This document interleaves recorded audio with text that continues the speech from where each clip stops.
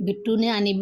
चुटूने दोघींनी 5-6 बिस्किटचे पॉकेट आणले पार्लेजी आणि ते सगळे एकत्र असे काढून घेतले आणि मग नंतर त्यांनी मिक्सरमध्ये असे छोटे छोटे तुकडे करून त्याच्यामध्ये थोडीशी साखर टाकून ते मिक्सरला लावून घेतलं आणि मिक्सरला छान अशी बारीकशी पिट्टी तयार करून घेतली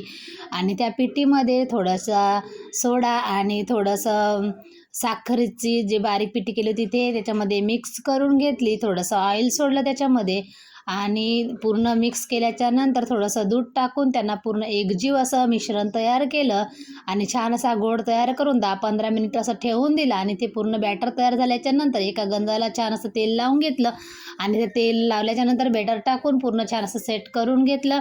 आणि त्याच्यावरतून थोडंसं डेकोरेट केलं ते काजू आणि बदामाने